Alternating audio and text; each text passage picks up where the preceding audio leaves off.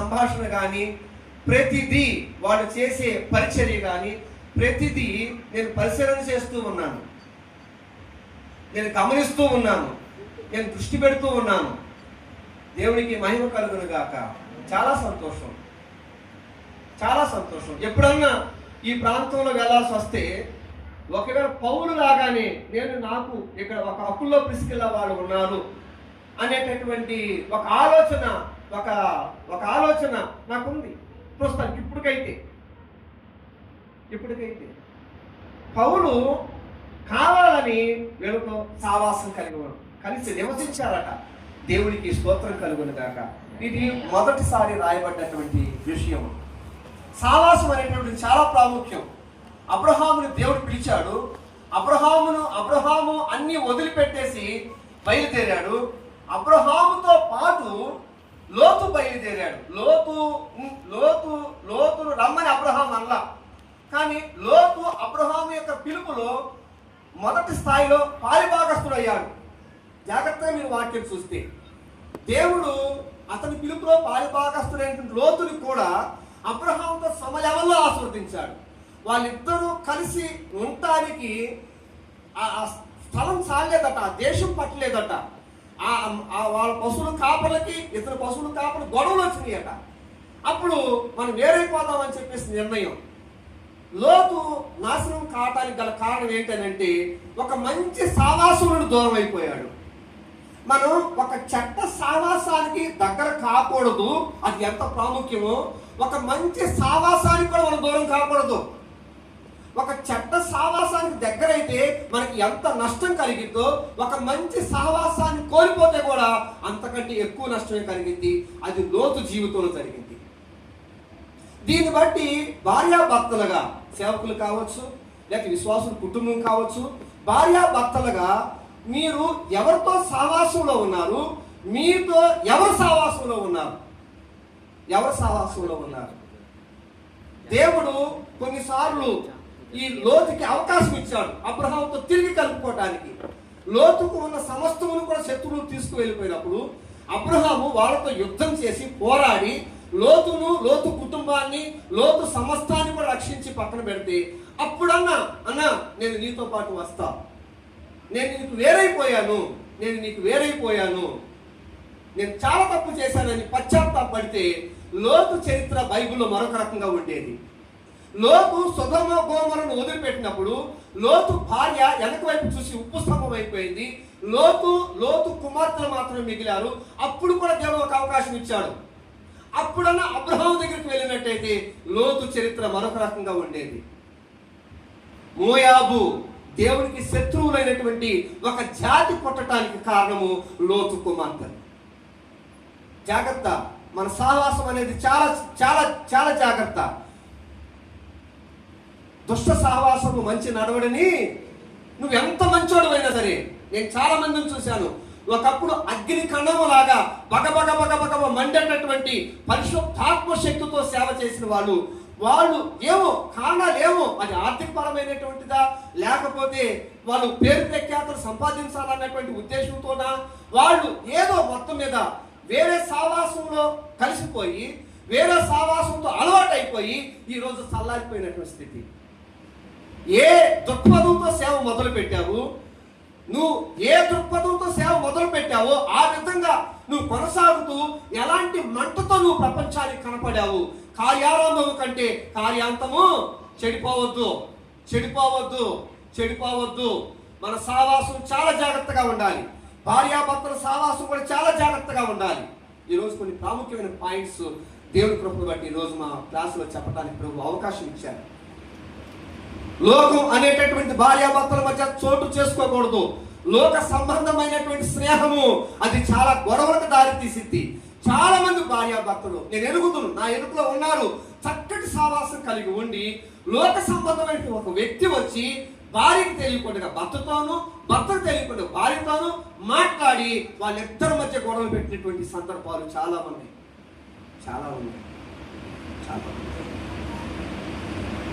మీరు ఒక్కసారి ఆలోచించండి. పౌలు అనేటటువంటి ఒక గొప్ప సేవకుడు వీళ్ళతో సావాసం చేయటానికి వెతుక్కుంటూ మరి అక్కడ ఉన్నాడు అని అంటే, వాళ్ళతో కలిసి జీవించాడనంటే ఎంత మంచి కుటుంబం ఆలోచించండి, ఎంత మంచి కుటుంబం ఆలోచించండి. రెండో సందర్భంలోకి వెళ్దాం. వీళ్ళ గురించి బైబిల్లో రాయబడ్డటువంటి రెండో సందర్భంలోకి వెళ్దాం. దయచేసి ఇదే అధ్యాయం 18వ వచనం చదువుకుందాం. అపోస్తలుల కార్యములు 18వ అధ్యాయము 18వ వచనం.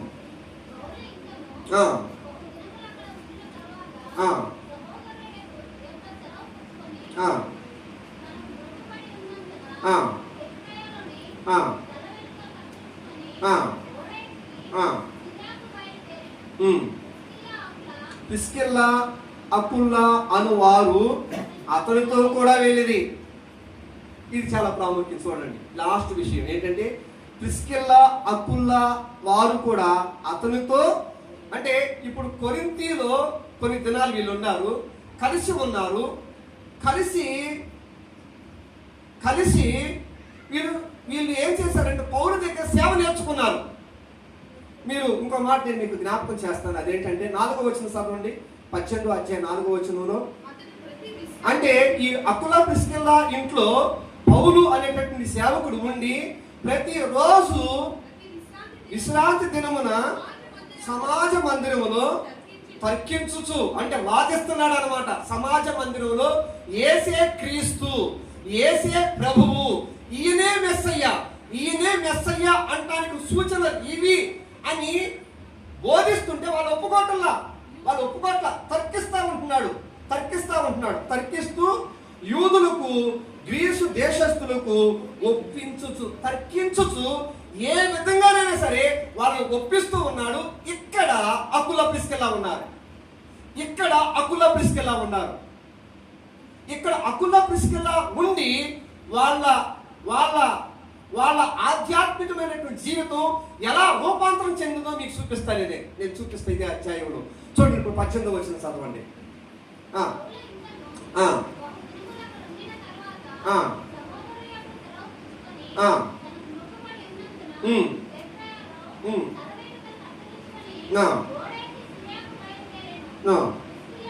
ప్రిస్కిల్లా అకుల్లా అనువారు అతనితో కూడా కావాలి. నాకు పౌలు బోధ మాకు కావాలి, పౌలు చెప్పే వాక్యం మాకు కావాలి, పౌలు సావాసం మాకు కావాలి. నేను అనుకుంటున్నా, ఇది నా ఊహ మాత్రమే. ఏంటంటే, అయ్యా మరి నాకు మొక్కుబడి ఉంది, కలవెంటుకులు తీసుకోవాలి, కాబట్టి ఇక చాలా సంతోషం మీతో పాటు కలిసి మరి డేరాలు కుట్టుకునే పనిలో ఉండటానికి నాకు ఆశ్రయించారు. మరి మీరు నాతో పాటు ఉన్నారు, నేను మీతో పాటు ఉన్నాను. మరి చాలా సంతోషం అండి. ప్రైజ్లా, చాలా సంతోషం. వెళ్ళొస్తాం, దేవుని చిత్తం అయితే మరోసారి కలుసుకుందాం, బాయ్ బాయ్ అని అంటుంటే ఎలానో కాదు. పౌలు గారు, లేదు సార్, మేము మీతో పాటు వస్తాం. వాళ్ళు పౌలుతో పాటు ప్రయాణం చేస్తున్నారు. ఒక సంఘాన్ని కాపరిగా ఉన్నటువంటి భార్య భర్తలు, పాస్టర్ గారు పాస్టర్ అమ్మ ఎవరితో నడుస్తున్నారు? ఎవరితో కలిసి నడుస్తున్నారు? దేవుడు ఉన్నాడు, వాక్యం ఉంది, నేను కాదన్నట్లా. ఇక్కడ భౌతికంగా ఎవరు వీళ్ళకి మాదిరి ఎవరు ఉండాలండి? తప్పనిసరిగా ప్రతి సేవకుడికి ఒక మాదిరి ఉండాలి, ఒక నాయకుడు ఉండాలి, ఖచ్చితంగా ఉండాలి. అకుల ప్రిస్కిల్లాకి నాయకుడు ఎవరు అని అంటే పౌలే, సందేహం లేదు. అకుల ప్రిస్కిల్లాకి, ఈ భార్యాభర్తలకి పౌలు నాయకుడు అని చెప్పడానికి ఆధారం ఏమిటంటే ఈ 18వ వచనం చివరి భాగం. అతనితో కూడా వెళ్ళను. నువ్వు ఎవరిని చూసి నేర్చుకుంటున్నావు సేవ? నువ్వు ఎవరిని చూసి సేవలో ఎవరిని నువ్వు వెంబడిస్తూ ఉంటున్నావు? చాలా ప్రాముఖ్యమైన ప్రశ్న.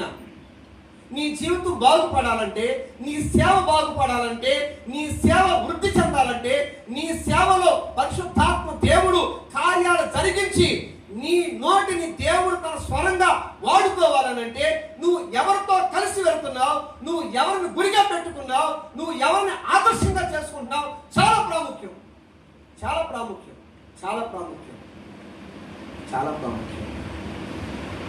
లేదు సార్, మీతో పాటు మేము వస్తామండి, దయచేసి మమ్మల్ని కలుపుకొని వెళ్ళండి. కలుపుకున్నాడు పౌలు.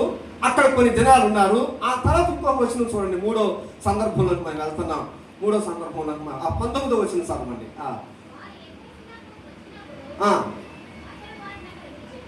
అతను వారిని విడిచిపెట్టి, ఎవరిని? అకుల ప్రిస్కిల్ల వాళ్ళని. అంటే తీసుకొచ్చాడు, కలిసి వెళ్ళారు, సేవలో కలిసి వెళ్ళారు. ఇది ఎఫెసీలో జరిగినటువంటి పరిస్థితి. ఇక్కడ వాళ్ళని అక్కడ విడిచిపెట్టారు. అకుల ప్రిస్కిల్ల వాళ్ళని అక్కడ విడిచిపెట్టేసి, అంటే అకుల ప్రిస్కిల్ల వాళ్ళు ఇప్పుడు ఎక్కడ ఉన్నారంటే ఎఫెసులో ఉన్నారు. ఎఫెసులో ఉన్నటువంటి అకుల ప్రిస్కిల్ల ఎఫెసులో వదిలిపెట్టేసి పౌలు ప్రయాణం ముందు కొనసాగించినప్పుడు అకుల ప్రిస్కిల్ల అనేటటువంటి ఈ భార్యాభర్తలు ఇద్దరు ఎఫెసులో సంఘస్థాపన చేశారు. పునాది వేసింది మాత్రం పౌలే ఎఫెసు సంఘానికి, కానీ ఆ పునాది మీద మందిరాన్ని కట్టింది మాత్రం అకుల ప్రిస్కిల్ల. నువ్వు వెంబడించేటువంటి నాయకుడు సరైనటువంటి వాడైతే పరిశుద్ధాత్మ దేవుడు నీ ద్వారా సంఘాలను స్థాపించుకుంటా వెళ్ళిపోతాడు. పరిశుద్ధాత్మ దేవుడు నువ్వు ఒక నాయకుడిని ఆదర్శంగా చేసుకొని, గురిగా చేసుకొని నువ్వు నడుస్తూ ఉండగా పరిశుద్ధాత్మ దేవుడు స్థాపించినటువంటి ఆ సంఘాలు జీవంగల సంఘాలు అవుతాయి.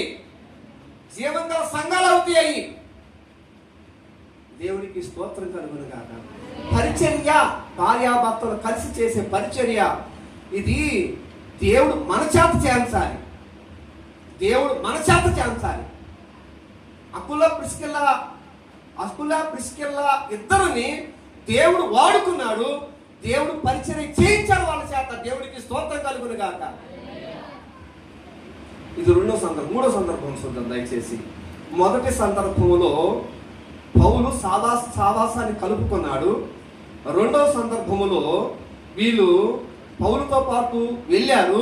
పౌలు విడిచిపెట్టినప్పుడు మేము కాదు అని అనలా, వాళ్ళు అక్కడ ఉన్నారంటే విధేయత చూపించారు. నాయకుడికి విధేయత, వదిలిపెట్టినప్పుడు విధేయత అండి, మేము తీసుకొచ్చారు కదా, మీతో పాటు మేము వస్తాం అని చెప్పేసి అని అనలా. ఏమో మా నాయకుడు ఇక్కడ వదిలిపెడుతున్నాడు, ఇక్కడ మాకు ఒక పని ఉంది, ఇక్కడ దేవుడు అప్పగించిన పరిచయం ఉంది ఇక్కడ అని చెప్పేసి వాళ్ళు అక్కడ ఆగిపోయారు. విధేయత. దేవునికి స్తోత్రం కలుగును గాక. తర్వాత మూడో సందర్భాన్ని చూద్దాం దయచేసి. మూడో సందర్భం అపోస్తలుల కార్యం 18వ అధ్యాయము 26వ వచనం చదవండి.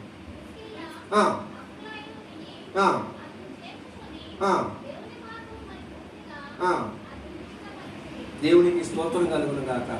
బాగుందండి. ఏంటంటే ఇక్కడ యేసుక్రీస్తు ప్రభువుని గురించి చెప్పినట్టు అపోల్లోను వీళ్ళు చేర్చుకున్నారు. ఇందాక పౌలుని చేర్చుకున్నారు 18వ అధ్యాయం మొదటి 2 వచనాల్లో. ఇప్పుడు ఏమన్నా ఇక్కడ అపోల్లోని చేర్చుకుంటున్నారు. చేర్చుకోవటం అసలే వీళ్ళు దేశం వదిలిపెట్టేసి వేరే దేశానికి వచ్చారు. ఏదో బతుకు తెరువు కోసం డేరాలు కుట్టుకుంటున్నారు. వీళ్ళు పెద్ద విచ్చే కాదు, పెద్ద ధనవంతులేం కాదండి, కానీ ఆత్మీయులో మాత్రం చాలా గొప్ప సాహుకారులే మనం చెప్పుకోవాలి. చాలా గొప్ప ధనవంతులే వీళ్ళు. అయినా కూడా పౌలుకి ఆశ్రయించారు. దేవునికి స్తోత్రం కలుగును గాక. ఆ తర్వాత ఇక్కడ అపోల్లోని చేర్చుకుంటున్నారు. వీళ్ళ పని ఏంటి? చేర్చుకోవటమే. హల్లెలూయా. బర్నబా పౌలుని ప్రపంచానికి పరిచయం చేశాడు. లేకపోతే పౌలు అనేటటువంటి వాడు ఎక్కడ మనకు కనపడేవాడు? యెరూషలేము సంఘానికి పౌలుని తీసుకొచ్చిందంటే సౌలుగా ఉన్నాడు. అప్పుడు తీసుకొచ్చింది ఎవరనంటే బర్నబా. సరే, ఇది ఇలా ఉందా చూడండి. ఆ వచ్చిన కొంచెం ముందు కొనసాగించుకుందాం మనం. ఏంటంటే మూడో సందర్భంలో 26వ వచనం. ప్రిస్కిల్ల అకుల విని చేర్చుకొని దేవుడి మార్గము, ఎంత బాగుందండి, దేవుడి మార్గము మరీ పూర్తిగా అతనికి, అంటే వీళ్ళు ఎంత ఎదిగారో చూడండి.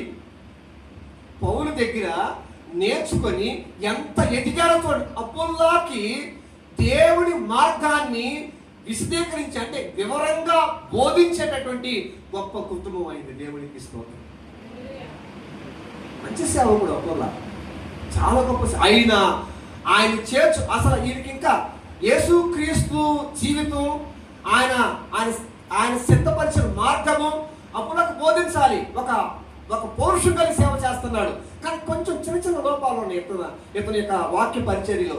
కొంచెం చిన్న చిన్న లోపాలు ఉన్నాయి, ఇవి కనుక మనం సవరించామంటే ఇతను గొప్ప సేవకుడు అవుతాడని ఇతనికి నేర్పించడానికి ఇతన్ని ఇంట చేర్చుకొని వాళ్ళకి దేవుని యొక్క మార్గాన్ని చక్కగా విశదీకరించారనంటే ఎంత బాగా వీడు మెచ్యూరిటీలో ఎదిగారో చూడండి ఒక్కసారి.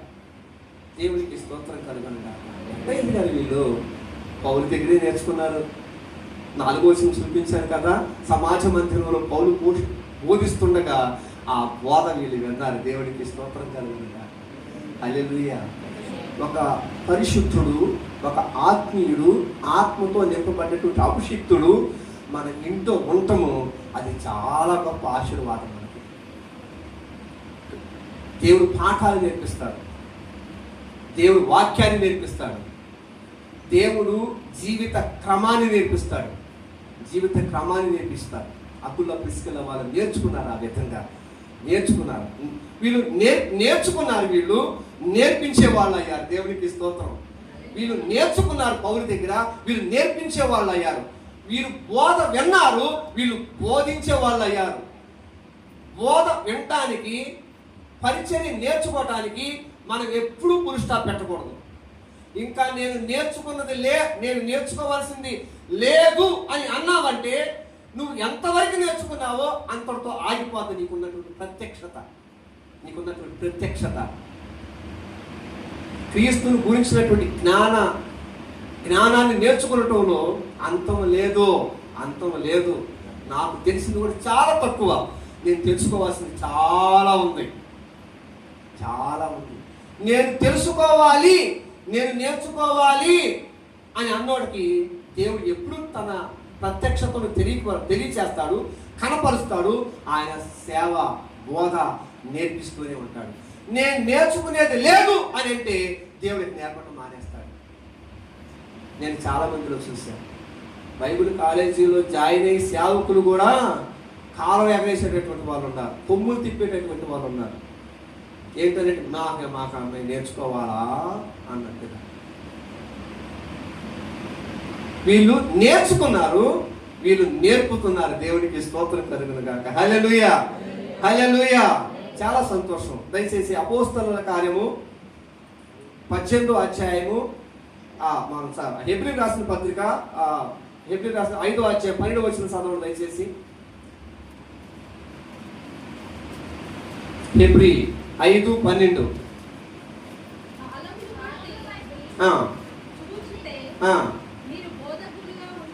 కాలమును బట్టి చూస్తే మీరు బోధకులుగా ఉండవలసింది. ఏది ఎదుగుదల లేది. ఒక సేవకుడు కుటుంబం వాళ్ళ ఆత్మీయతలో ఎదుగుదల ఉండాలి, వాళ్ళ బోధలో ఎదుగుదల ఉండాలి, వాళ్ళ ఆత్మీయతలో ఎదుగుదల ఉండాలి, వాళ్ళ బోధలో ఎదుగుదల ఉండాలి. కాలాన్ని బట్టి చూస్తే మీరు బోధకులుగా ఉండాల్సిందే. వీళ్ళు మొదటలో వాళ్ళు సామాన్యులుగా ఉన్నారు. 18వ అధ్యాయం 26వ వచనంకి వచ్చేసరికి అపోలకు బోధించేటటువంటి వారిగా ఉండాలి. దేవునికి స్తోత్రం కలుగు. ఎదుగుదల. ఈ సంవత్సరంలో మనం ఎంత ఎదిగాం ఆత్మీయంగా? ఈ సంవత్సరంలో నా బోధ ఎంత ఎదిగింది? ఈ సంవత్సరంలో నా జీవితంలో మార్పు ఎంత వచ్చింది? నేను ఏం నేర్చుకున్నాను? ఎలా నేర్చుకున్నాను? పరిశుద్ధాత్మ నాకేం నేర్పిస్తున్నాడు? నేను ఎంత రూపాంతరం చెందాను? క్రీస్తు స్వరూపంలోనికి నేను ఎంతవరకు ఎదిగాను నేను బోధించడం ఆగిపోయిందా? నా ప్రత్యక్షత ఆగిపోయిందా? నా ప్రత్యక్షత స్కేల్ పెరిగిందా? దేవునికి స్తోత్రం కలుగునుగాక. ఈ బైబిల్లో అకుల ప్రిస్కిల గురించి రాయబడ్డటువంటి ప్రతి సందర్భాన్ని దాటి వెళుతుంటే ప్రతి సందర్భంలోనూ మార్పు మనకు కనబడుతుంది. వీళ్ళ జీవితాలలో మార్పు అంటే వీళ్ళ యొక్క ఆత్మీయతలలో మార్పు మనకు కనబడుతుంటుంది. మరొక సందర్భాన్ని, 4వ సందర్భాన్ని మనం చూద్దాం. దయచేసి 4వ సందర్భాన్ని మనం చూద్దాం. రోమా పత్రిక 16వ అధ్యాయము 3వ వచనం.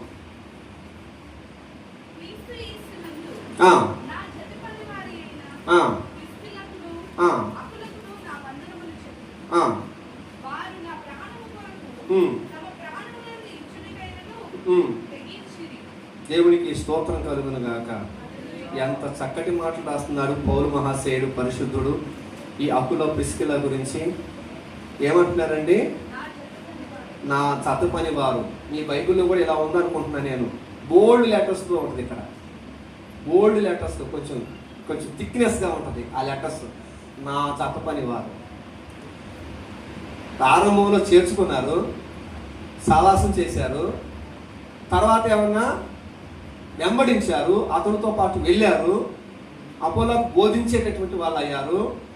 రోమా పత్రికలో వాళ్ళ గురించి రాస్తూ పక్కకు వచ్చేసరికి నా జత పనివారు, పౌలుతో జత పనివారు అయిపోయారు. దేవునికి స్తోత్రం కలుగును గాక. హల్లెలూయా. అంటే పౌలు నా జత పనివారు అకుల్లా ప్రిస్కిల్లా అని చెప్పటానికి నేను ఒక రకంగా చెబుతున్నాను, గర్వపడుతున్నాడు.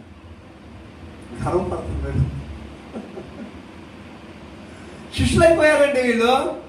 భార్య భర్తలు ఇద్దరు కూడా పౌలు దగ్గర సేవ నేర్చుకున్నారు, పౌలు దగ్గర సేవ నేర్చుకుని శిష్యులైపోయారు. నా జత పనివారు. మీ గురించి, భార్యాభర్తల గురించి ఒక మంచి సాక్ష్యం ఇచ్చేటటువంటి విధంగా మీ జీవితం ఉందా? మా జీవితం ఉందా? ప్రశ్న వేసుకుందాం.